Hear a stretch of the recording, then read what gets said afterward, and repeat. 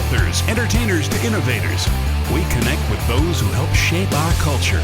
Join us in revealing stories of their lives and backgrounds, their triumphs and tragedies that molded them into who they are today. Authentically off-script and personally illuminating, this is Audibles with Jason Scarborough. This week on Audibles, Rick Cleveland. So October 7th, 1952, that's when we start your story in Hattiesburg. So how would you describe growing up there in Hattiesburg? Seventh game of the 1952 World Series. Is that when you were born? Yeah, Mickey Mantle hit a home run. He was my mother's favorite player. She was a little bit perturbed with me because I wouldn't wait till after the game. So she missed the seventh game of the World Series. Of course, back then it was just radio. You couldn't, there wasn't television, but that's, yeah. Spoken like a true sports writer, right? True story, yeah. How would you describe Rick Cleveland as a child? What were you like as a child? I was a sports nut, yeah. You know, it was, I loved all of it. You know, my dad had been, when I was born, he was the sports editor of the Hattiesburg American, and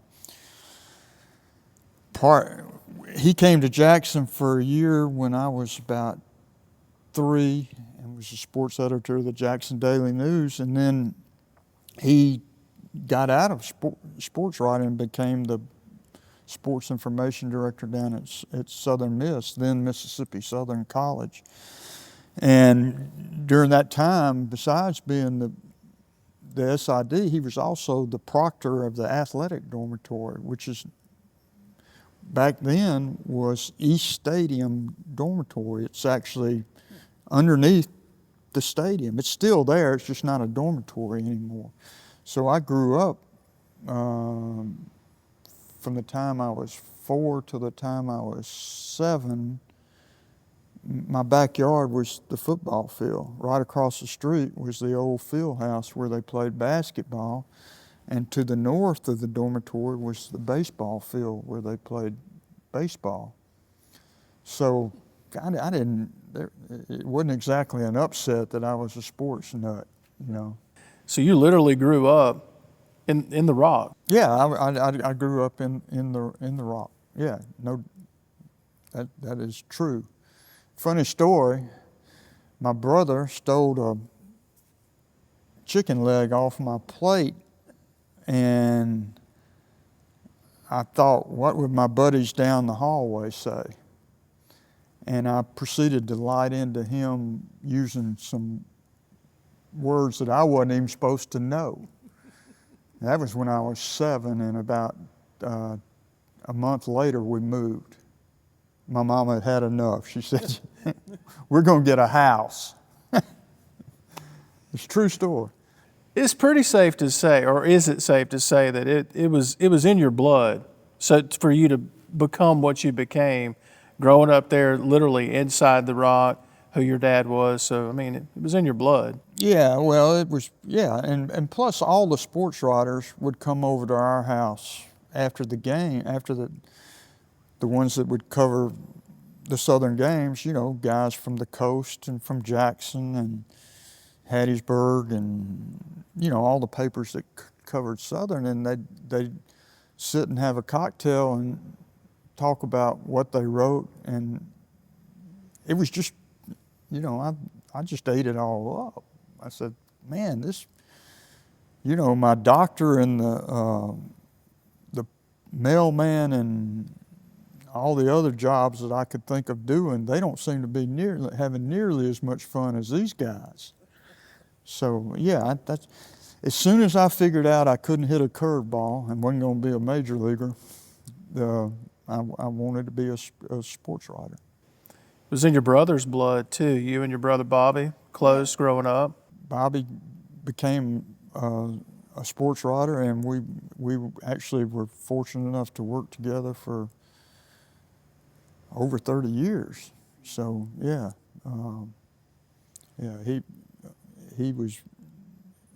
he followed in Dad's footsteps too, and was really good at it. I've heard you call him the best storyteller in the family. I'll go to my grave with that one. Bobby was, that's what we're all doing. If you're any good at doing what I do, is you got to be a good storyteller, and Bobby was great, and a lot of his columns and stories read like he was telling you a story, that's the way our daddy taught us to write. Yeah. Speaking of your dad, at age 13, you tell your dad what you want to do. You want to be a writer. I've heard you tell this story before. So for our viewers that haven't heard it, how'd that conversation go when you told your dad you wanted to be a writer?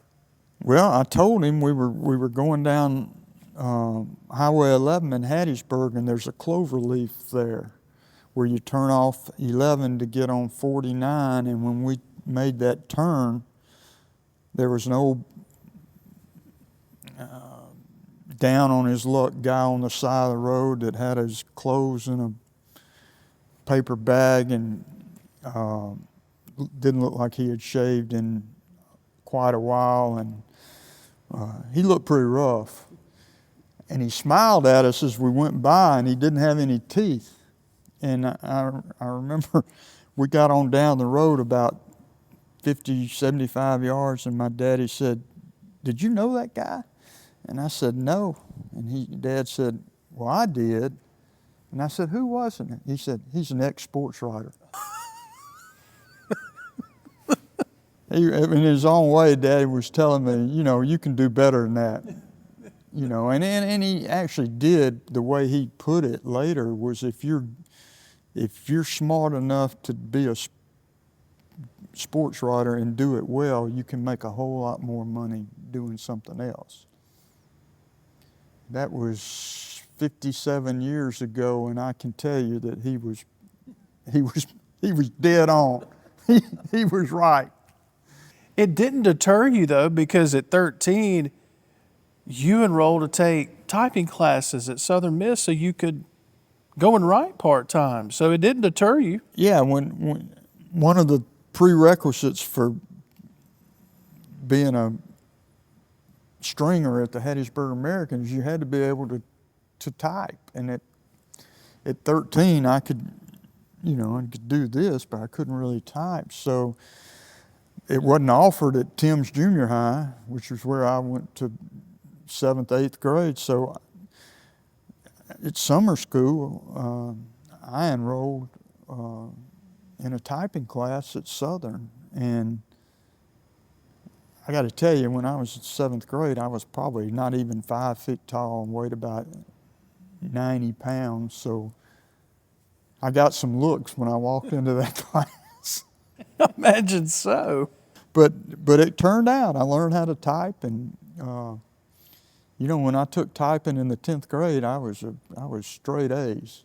You and John Forcade have the distinction of doing something at age 13 that most 13-year-olds don't have. Like, you're writing for a major publication part-time at your age. You're in typing classes at a local university, covering all these sporting events. Forcade quarterbacked his varsity team at age 13. He was talking about seeing guys with beards. He'd never seen that before. I mean, you being that age and writing, going to Southern Miss and that's a story in and of itself, is it not? I guess, but I know John Forcade well enough. He was probably doing a lot of things I didn't do at age 13. That might be one of the greatest comments I've ever heard Rick Cleveland say. Don't go anywhere. Audibles returns in a moment here on the Spirit Media Network.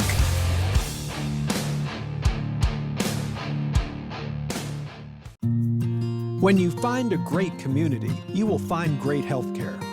That is exactly what King's Daughters Medical Center provides.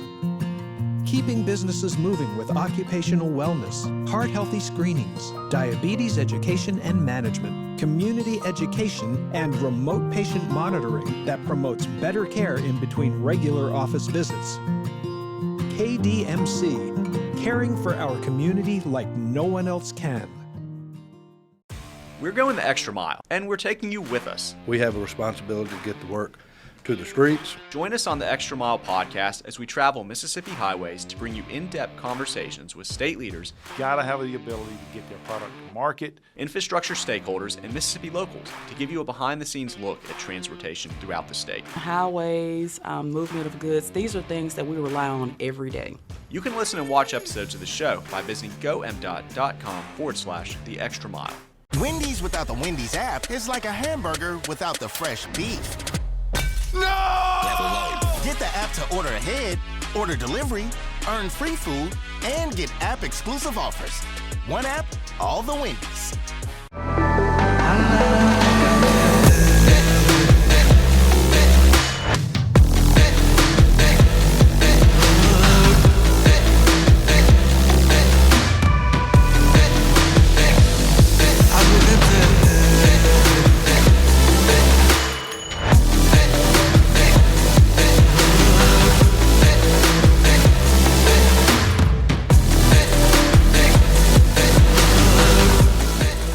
So sweet, so crispy. Nobody makes breakfast as good as Wendy's new home-style French toast sticks. Nobody. Nope. Keep talking. I can't hear you. I should probably stop. Choose wisely. Choose Wendy's home-style French toast sticks. For those on the go, we give you Audibles with Jason Scarborough, the podcast. What are we listening to? Are we listening to a playlist? Are we listening to a podcast? What a great question. Listen to our intimate interviews with guests on your favorite podcast platforms, including iTunes, Google Play, Amazon Music, Spotify, TuneIn Radio, and so many more. Do you ever look back and say, you know, my life, the story could have ended up differently had it not been for your grandparents? Incredibly different, for sure. Plus, you'll hear behind-the-scenes commentary on each guest, interview preparation, location, and so much more from Jason himself. Do you have a favorite Coach Bowden story that you can share with us? I can tell you this, what you see with Bobby Bowden is what you get. Check out Audibles with Jason Scarborough, the podcast, on any of these popular podcast locations and hit subscribe, download, and enjoy. Now, back to the show.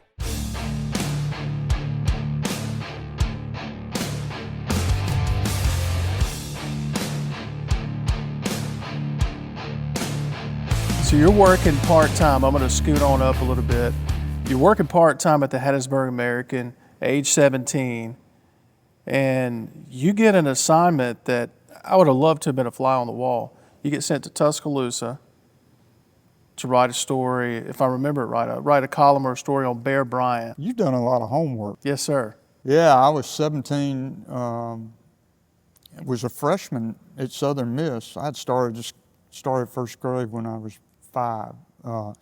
So I was a year ahead of where I was supposed to be. So I'm 17 and working for the Hattiesburg American, and they want me to go over to Tuscaloosa and do Bear Bryant's weekly press conference. They were playing Southern Miss and that week, and so yeah, I did. I had made enough money where I bought me a little Ford Pinto,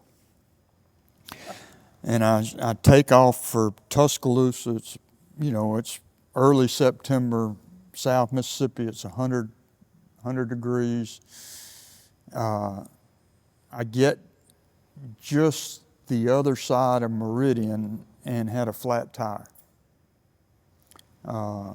which for whatever reason I was having trouble changing that flat tire, and I got grease all over me, and I was 30 minutes late when I got there to the Alabama's athletic department. The press conference was over. And Charlie Thornton was the guy at Alabama who did what my dad did at Southern. He was the sports information director, and he saw me come in and said, "What's the deal?" And I said, "Mr. Thornton, I had a flat tire, and if I can't talk to Bear Bryant, they're gonna probably fire me back in." They wouldn't have, but that was I went with that story. And he said, "Let me see what I can do." And he walks back down the hallway and comes back out, and he says, "Man, I got good news for you. You can have Coach Bryant all along back in his office." So I walk back there. He leads me back there. Again, I am soaked through with sweat. I got grease all over me. I walk in there, and there's Bear Bryant. He's got his shoes off, his feet are up on his desk, and he's got a box of barbecue ribs, which I'm guessing now probably came from Dreamland. And he's chomping on ribs, and he said, you're Ace's boy, right? And I said, yes, sir. And he said, well, what can I do for you?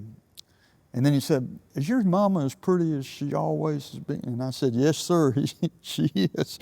And he said, well, let's get going. Tell me what you need to know. And I froze. I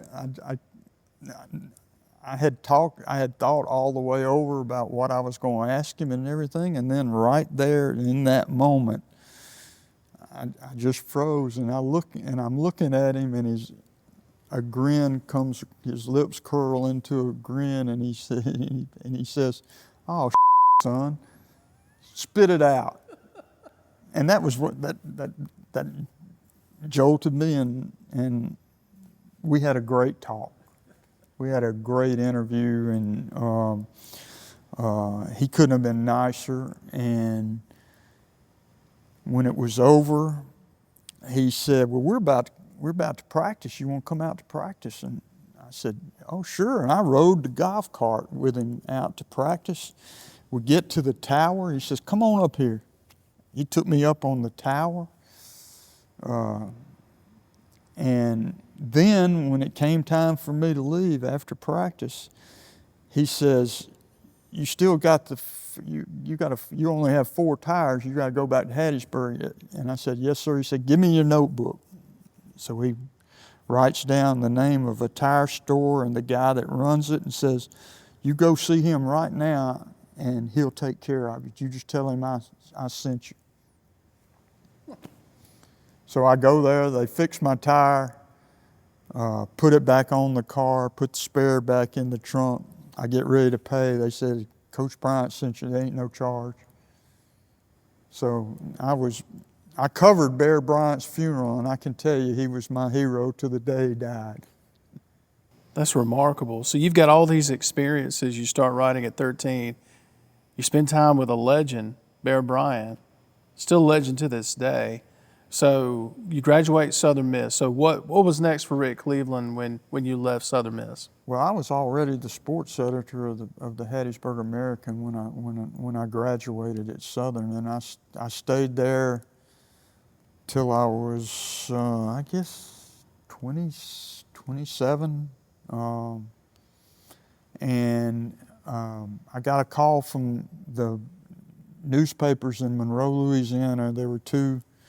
They had two papers, the morning paper and the afternoon paper, and they wanted me to come be the sports editor over both of them. And it was a promotion and more money, and I thought I probably needed to get out of Hattiesburg. And I took that job and spent a year covering LSU and Louisiana Tech and Northeast Louisiana, now Louisiana Monroe. And John David Crow was the head football coach and athletic director at Louisiana Monroe, or back then it was Northeast.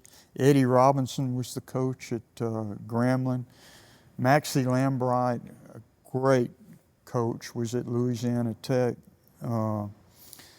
Charlie McClendon's last year at LSU. So I had a good year over there.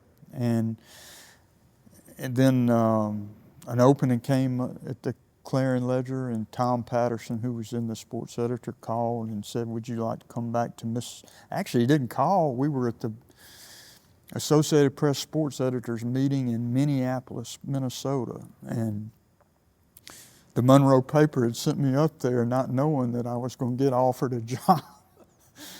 And Tom offered me a job. It was the same money as I was making as the executive sports editor in Monroe, but I wanted to come back to Mississippi, and so I came back, and I've been in Jackson ever since. Do you remember your first column that you wrote for the Clarion-Ledger?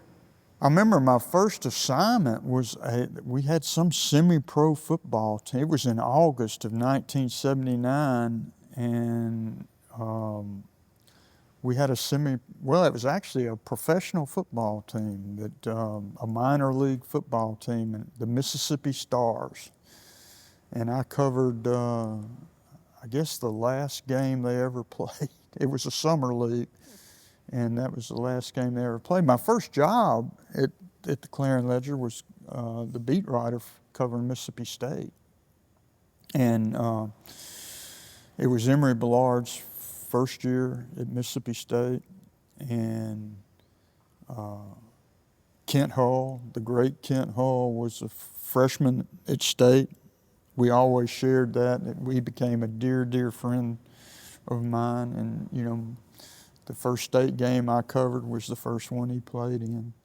A funny story, his first start is at the University of Maryland.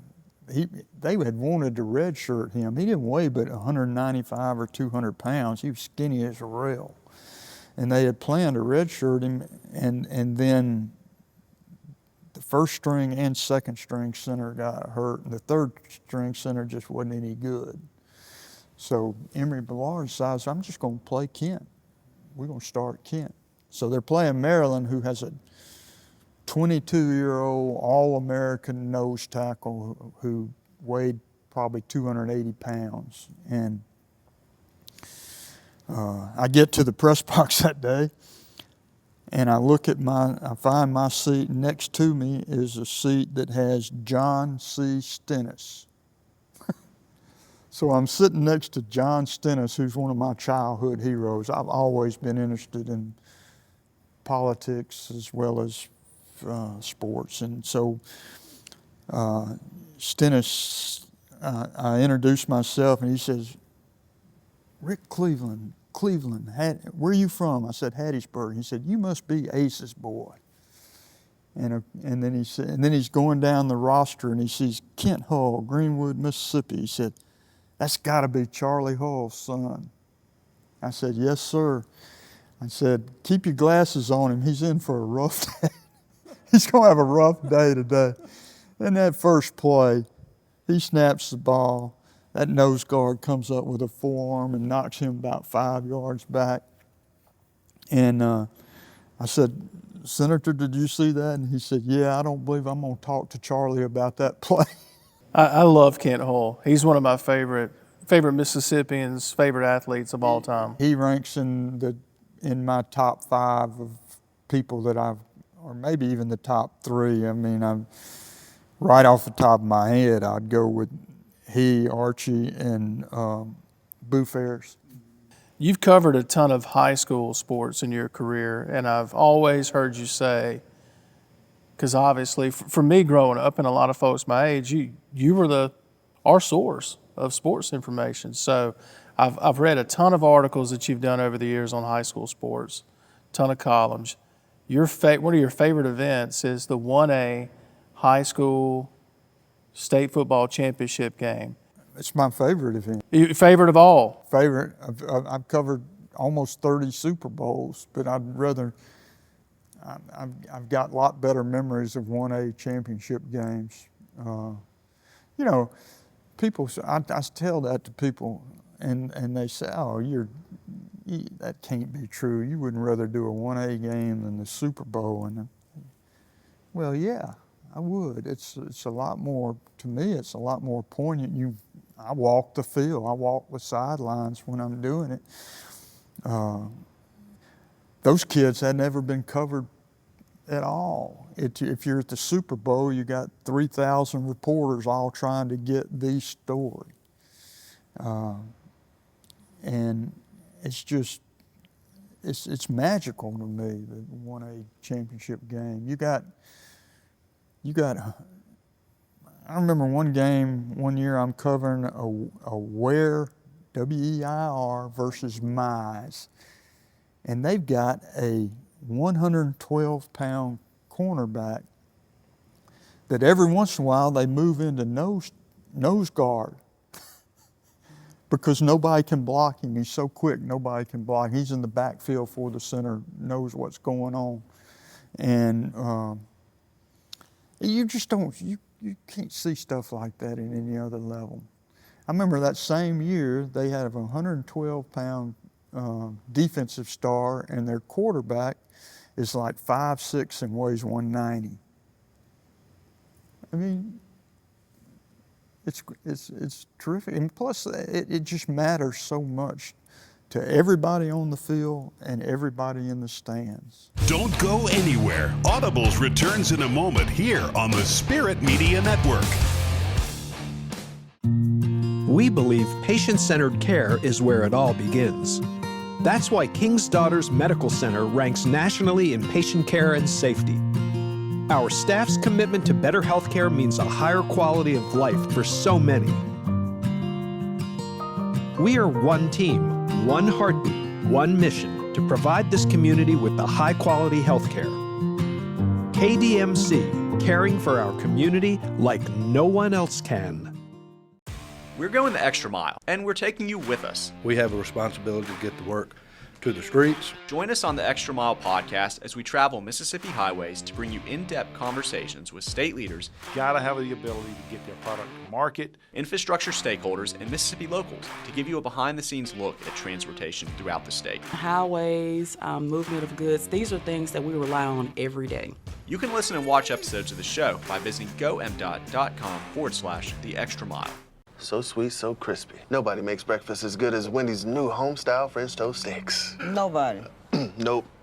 Keep talking. I can't hear you. I should probably stop. Choose wisely. Choose Wendy's home-style French toast sticks. Family owned and operated since 1986, Lakeside Molding has become the trusted source of architectural products throughout the South. They offer fine interior architectural moldings, custom millwork, and cabinet doors designed and handcrafted in Flowwood. Their showroom on Lakeland Drive is stocked with today's most sought-after interior details, including corbels, post, fireplace mantles, bath vanities, mirrors, and much more. Tim Shoemaker and his staff work closely to meet client needs for new construction, restoration, and remodeling projects. Lakeside Molding, where details make the difference. Wendy's without the Wendy's app is like a hamburger without the fresh beef. No! Get the app to order ahead, order delivery, earn free food, and get app-exclusive offers. One app, all the Wendy's. For those on the go, we give you Audibles with Jason Scarborough, the podcast. What are we listening to? Are we listening to a playlist? Are we listening to a podcast? What a great question. Listen to our intimate interviews with guests on your favorite podcast platforms, including iTunes, Google Play, Amazon Music, Spotify, TuneIn Radio, and so many more. Do you ever look back and say, you know, my life, the story could have ended up differently had it not been for your grandparents? Incredibly different, for sure. Plus, you'll hear behind-the-scenes commentary on each guest, interview preparation, location, and so much more from Jason himself. Do you have a favorite Coach Bowden story that you can share with us? I can tell you this, what you see with Bobby Bowden is what you get. Check out Audibles with Jason Scarborough, the podcast, on any of these popular podcast locations and hit subscribe, download, and enjoy. Now, back to the show.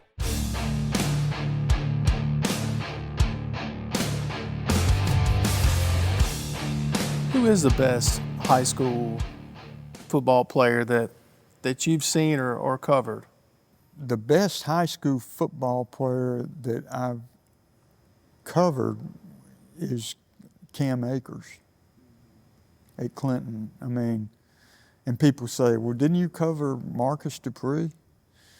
Well, I didn't really. I never went to one of his high school games, and he was otherworldly. He was special, and they say, didn't you cover Walter Payton? Well, I took the reports of his games on the phone. You know, Columbia was 30 miles away from Hattiesburg. And Dupree and Payton were special. The thing that about Cam Akers is that besides being a fabulous runner and a guy they used in key defensive situations as a corner, he could throw it. I mean, he could throw it 65 yards on a dime. He's the best I ever covered. I've heard this story, and I had to ask you about it. 1984, you probably know where I'm going, the Mississippi Valley Alcorn State game. Both teams were nationally ranked. had great athletes, and the game was scheduled to be played in Itta Bena. I think I've heard you say the stadium may have held 6,000, 7,000. I think at the time it sat 8,000. Okay, so 8,000. You basically voiced your concern, opinion, and you had a big hand in getting that game moved to where more people could see it, and got it moved to Veterans Memorial Stadium. Well, it was my idea, and I did write a column about it and said that I ought to move it, and then come to find out there was a doubleheader at Memorial Stadium that Saturday, so I called Barney Poole at the stadium, the great Ole Miss and NFL end, who at that time was the general manager of Memorial Stadium. I said, Barney, is there any rule against playing on Sunday? He said, no, not that I know of. And so I called Marino Chasm, who was the AD and football coach at Alcorn, and of course he was more than ready to play in Jackson instead of Itta Bena. And I called Archie Cooley and told him, you know, you'll have 60,000 people. It'd be the biggest payday in school history. He really, you know, as a coach, he really, I think, would have preferred to play it in Itta Bena, but he also saw, you know, the dollar signs and the media attention he would get, and they agreed to play it in there, and it remains, in my mind, one of the great days in the history of Mississippi football. Fantastic game. Clarion-Ledger, we rented a helicopter and shot that photo from above the stadium, and you can't even tell where the aisles are. People are sitting in every aisle. It was amazing. And if you were there, what was really amazing is that how many white people were there. Because I've been going to SWAC games for a long time, and very, very seldom do you see more than a sprinkling of white people. But that day, there were thousands of white people at the game. They'd been reading about, you know, both teams were undefeated. Jerry Rice was catching 18 passes a game, you know. Willie Totten was throwing for 500 and 600 yards in a game, and people showed up. Talk about the baseball in this state. Of course, I got a chance to see you guys in Omaha this summer. Ole Miss and Mississippi State going back-to-back, winning national championships in baseball. I mean, you referenced how long you've been doing this earlier.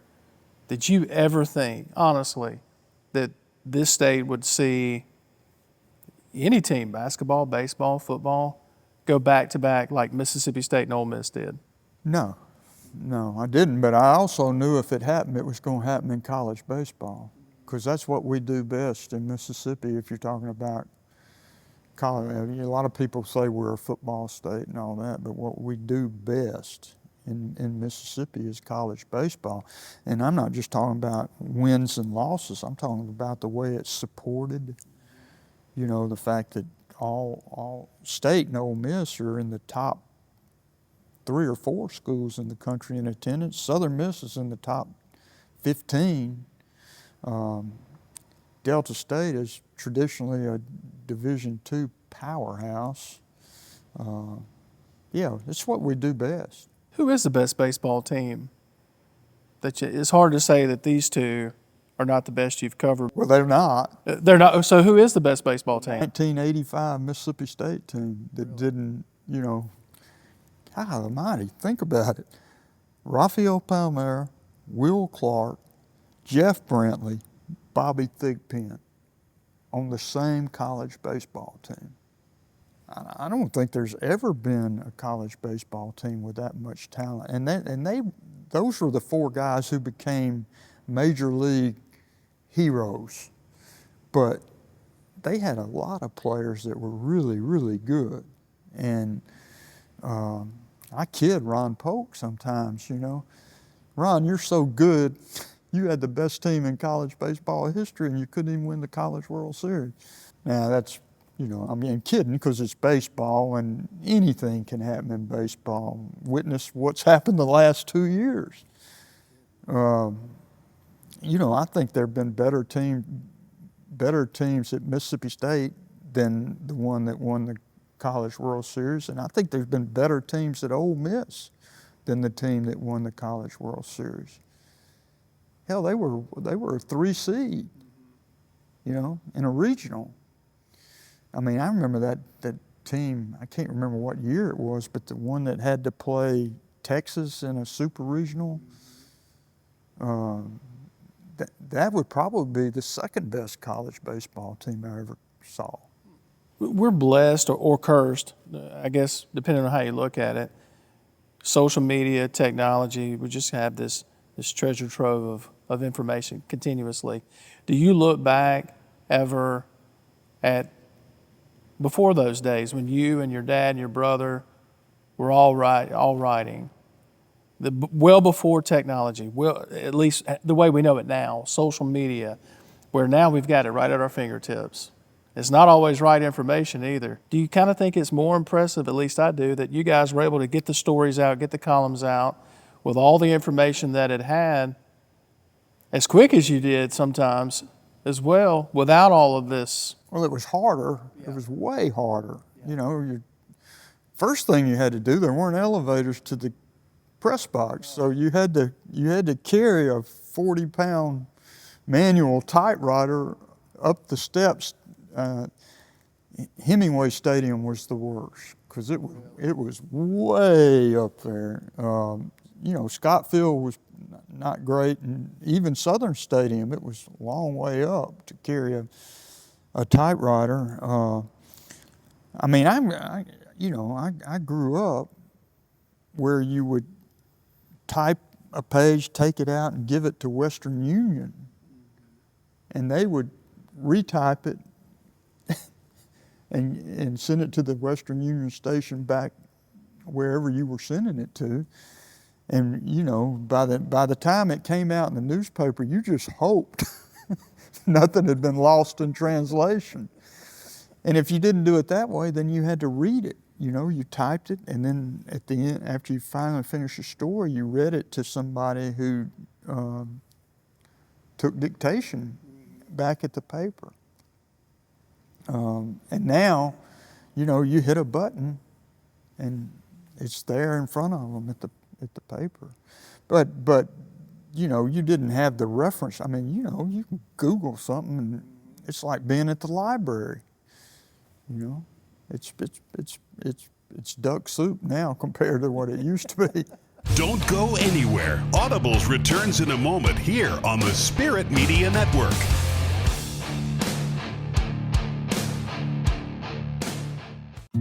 Quality of life is about lifelong care.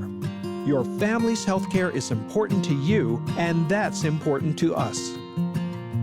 King's Daughters Medical Center is here for your family in every stage of life, from the excited new parents, adolescent and teen years, to the big day.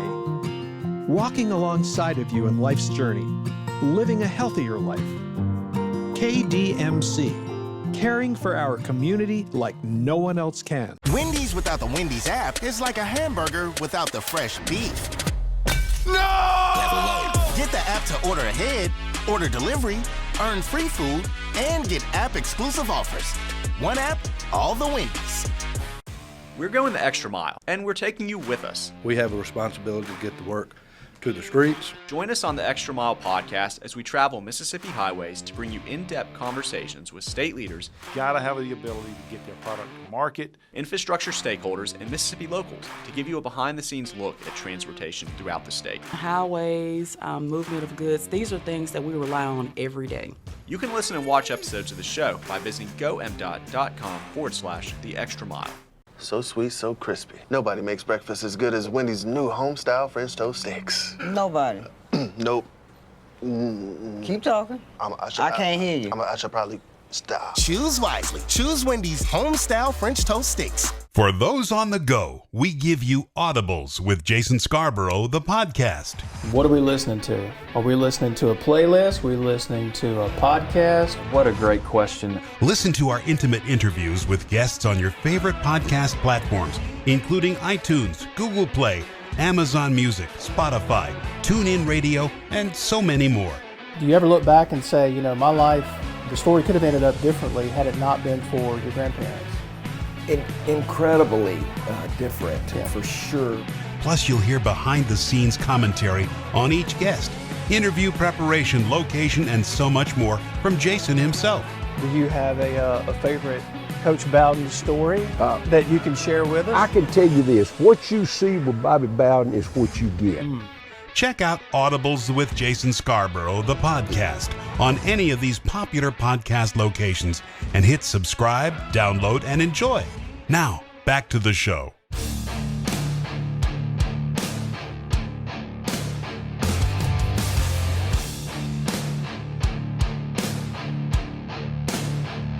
So we talked about how one of your columns basically changed the location of a big game. The building we're sitting in, Mississippi Sports Hall of Fame Museum. Special thanks to the folks here, obviously, for letting us do this interview here.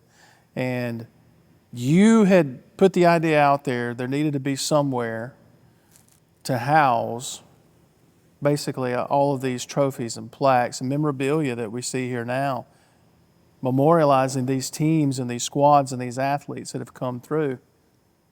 That was your idea too. Well, I went to cover the high school basketball tournament at the old Coliseum. You may remember this, and you may be too young to remember it, but the way the Hall of Fame, Mississippi Sports Hall of Famers were recognized was their plaques hung around the lobbies and the hallways of the Coliseum. They hung on the wall. The sun came through and bleached them out. I mean, you couldn't. With a state that's got as much history and as much so many accomplished athletes as Mississippi has, it just seemed like a terrible way to honor. And I did. I wrote a column, said we need to do better. We need to have a Hall of Fame. And but the man who made it happen was Jim Buck Ross, who was the agricultural commissioner and a Dizzy Dean fan and Boo Ferris fan. And he called me up. I was at the Clarion-Ledger, and he called me up and said, Mr. Cleveland, did you write that column this morning? And I said, yes, sir. And he said, well, I kind of like that idea. Can you be at my office in 10 minutes? And I made it. I had to run a red light or two to get there. And when I got there, he had this plan of how he raised the money to have.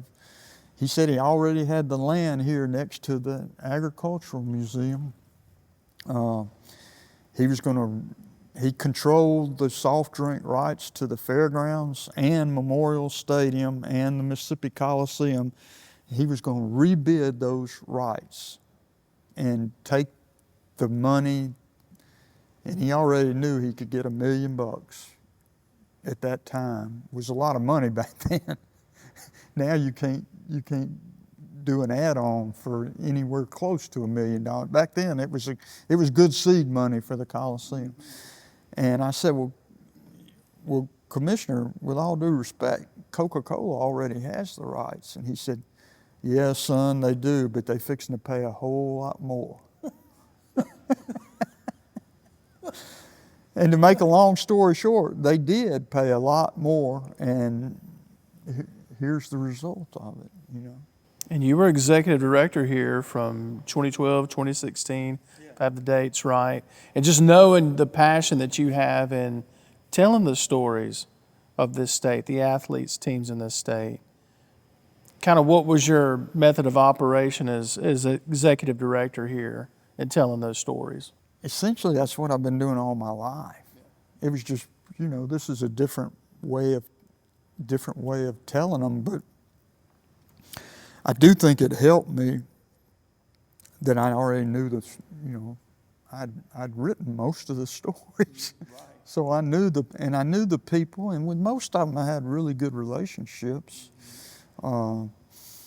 It really was a labor of love. At the same time, I'll tell you that it was the hardest work I've ever done. Really? Yeah, I mean, this is and hats off to my successor, Bill Blackwell, because he's still doing a great job with it. But this is a 27,000 square foot building that we had at that time we had a 4-person staff. I think maybe they have 5 now. But and we're open like 6 days a week, 52 weeks a year. And there's constant, there's things that have to be fixed. There's things that, it's a big job. I always felt, my title was executive director. I thought it should probably be chief fundraiser because, we didn't take money from the state. And so we had to raise the money we operated on. But I'm proud of it, and I'm still, every time I'm in this building, and look around, it's pretty cool. It's pretty remarkable, is what it is. You're known for sports, but there's got to be a story, because you get to do some cool things now for Mississippi Today. There's got to be a non-sports story. I've heard about the Yazoo City tornado story. Heard a lot about that.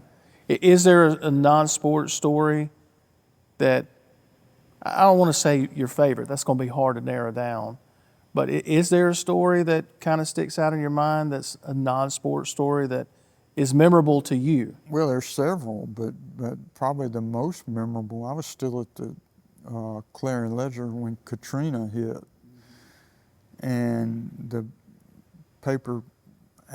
editor asked me if I would go down there and spend a week on the coast to just do the kind of stuff I do on Athlete, like tell stories about people and how they're coping.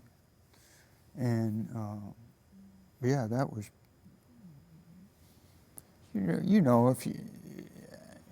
I think sports writing is great training for any kind of writing. You look, I'm in no way comparing myself to any of these people, but Hemingway was a sports writer. Willie Morris in Mississippi started writing for the Yazoo Herald when he was 13 years old. A lot of the greatest writers in the English language actually wrote sports at some point in their careers. And I think sports is great training because everything happens in front of you. I mean, you see it all happen, and what you're doing is describing what happened, and I just think it's great training. And people, the judges that series I did from Katrina won some big national award, and the judges pointed out that it was a sports writer who had written it. If you can write sports, you can write about anything. You're just telling stories. So that was one. I jumped out of an airplane one time and wrote about that. I covered an execution at Parchman. I don't ever want to do that again. So yeah, but I've covered at the Clarion-Ledger. At the end of the time I was there, they were sending me to do on election night. I covered Kirk Fordyce's the big upset when he became the governor. I think they sent me because they didn't think there was any chance he was going to win. Just kind of a snowball, right? Yeah. So, but yeah, I love doing other stuff besides sports. What do you think you would be if you weren't a writer? If you weren't this accomplished writer, author? What do you think you'd be doing? I've often thought about it. I might be a history professor because I love history. I mean, I read history all the time. I'm a big history buff. But in a lot of ways, when I was here, you know, I was a historian. It's just sports history, but I love history of all kinds. Probably might be that. If I had really wanted to stay in sports, I might have become I'm a big into exercise, and I might have been a physical PT guy, physical therapist person. That might have been something I'd have had to pass kinesiology though, and I'm not sure that would have worked out too well. Don't go anywhere. Audibles returns in a moment here on the Spirit Media Network.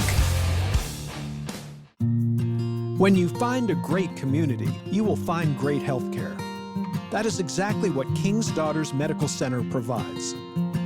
Keeping businesses moving with occupational wellness, heart-healthy screenings, diabetes education and management, community education, and remote patient monitoring that promotes better care in between regular office visits. KDMC, caring for our community like no one else can. We're going the extra mile, and we're taking you with us. We have a responsibility to get the work to the streets. Join us on the Extra Mile podcast as we travel Mississippi highways to bring you in-depth conversations with state leaders. Got to have the ability to get their product to market. Infrastructure stakeholders and Mississippi locals to give you a behind-the-scenes look at transportation throughout the state. Highways, movement of goods, these are things that we rely on every day. You can listen and watch episodes of the show by visiting gomdot.com/the extra mile. For those on the go, we give you Audibles with Jason Scarborough, the podcast. What are we listening to? Are we listening to a playlist? Are we listening to a podcast? What a great question. Listen to our intimate interviews with guests on your favorite podcast platforms, including iTunes, Google Play, Amazon Music, Spotify, TuneIn Radio, and so many more. Do you ever look back and say, you know, my life, the story could have ended up differently had it not been for your grandparents? Incredibly different, for sure. Plus, you'll hear behind-the-scenes commentary on each guest, interview preparation, location, and so much more from Jason himself. Do you have a favorite Coach Bowden story that you can share with us? I can tell you this, what you see with Bobby Bowden is what you get. Check out Audibles with Jason Scarborough, the podcast, on any of these popular podcast locations and hit subscribe, download, and enjoy. Now, back to the show.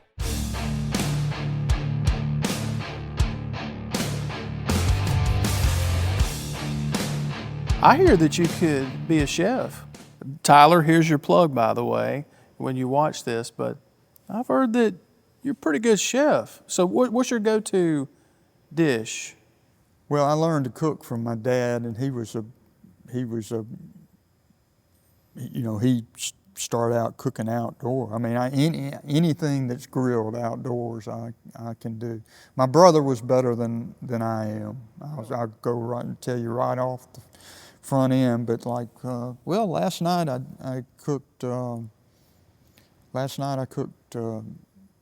Turkey and andouille gumbo with the leftover turkey. So we know where we're going when we finish this interview. It's all gone. It all got it. But yeah, I love to cook. Nothing is as instantly gratifying as cooking a good meal. I've heard you quote or talk about your mom when you were getting started in this, and she talked about, and if I don't get it quite right, correct me, you were never really focused on the X's and O's when you're covering a story. You were talking about or focused more on the people and telling their stories. And your mom would remind you these are people that have strengths and weaknesses, and they're human. Yeah, the human side of sport. My mama was a huge sports fan. Really? She loved the Saints. She loved the Yankees, but switched to the Braves after they moved to Atlanta. But she did not care anything about the X's and O's. She loved the passion of sports. And I think most people are that way. And Willie Morris, who was a great friend and mentor to me, told me one time that he always wrote with us. He didn't think about writing for the world. He didn't think about all the people that were going to read his stuff. He thought he was a much better writer when he wrote for one person. He said he always had somebody in mind when he was writing. And so I started to do that, and most times the person I have in mind is my mama, because of how big a fan she was, and the fact that what she loved so much about sports was the human condition. You have an interesting story that you'll always be able to carry. You were able to work with your dad, your brother Bobby, and now your son Tyler. Yeah. That's it. That's crazy. That's a story in and of itself. It's a blessing. Yeah. It's a blessing, and I will tell you that probably the best writer in our family is my daughter Annie, who happens to be in law school. Yeah. She decided to take your dad's advice from way back when and go do something else. Is that it? Well, she was, but she could be writing anywhere for a living. She's that good. But her dream was to be an actress, and she was in Chicago a stage actress until the COVID. And when the theaters all shut down, she took the LSAT and knocked it out of the park. And now she's a second-year law student at Tulane. She's going to be a hell of a lawyer. Final question for you. I know how much your dad meant to you. What do you think Mr. Ace would think of, well, first of all, the building we're sitting in which he's honored, both of you were honored in this building. But what do you think Mr. Ace would think about your career, all that you've gotten to do, and this building, everything that encompasses the Cleveland legacy? He'd probably wisecrack and say, "See, I told you should be a sportsman." No, he'd be proud. I mean, he'd be proud. He was. I know. When he died, he was proud of Bobby and me both. You know, I mean, I told Tyler the same things Daddy told me. You can make a whole lot more money doing something else. But at the same time, when Tyler decided to do the same thing that everybody else in our family had done, there's a certain amount of pride I take in that too. I want to thank you for doing this, because gotten to know you a little bit over the last few years. For me, growing up, being a sports nut, you were my go-to. Reading you in the Clarion-Ledger, for me and so many folks my age, that was our go-to. We didn't have Twitter and Facebook and all this other stuff. What's Rick talking about? What's he saying about the game? What's he saying about our high school team? So I want to thank you for taking some time to do this with us. Appreciate you. I'll tell you this. I have a lot of people older than you. I have a lot of gray-haired, bald-headed people who tell me they grew up reading my. That's a legacy, though, right? Well, yeah, it's humbling and a little bit distressful too. I appreciate you doing this. For me, it was a thrill, and growing up, I've still got so many newspaper articles of yours cut out of memory. So this is a great thrill of mine. I appreciate. I'm flattered and grateful to do it. Thank you, Rick. I appreciate it. Yes, sir. So I'm looking at you when I talk. Yeah. All right. Did you get the tree? So you had the tree come down? Did you get it? I had to get somebody in there. I don't have a chainsaw, so yeah. That sucks. Thanks for watching. We'll see you next week for another episode of Audibles with Jason Scarborough.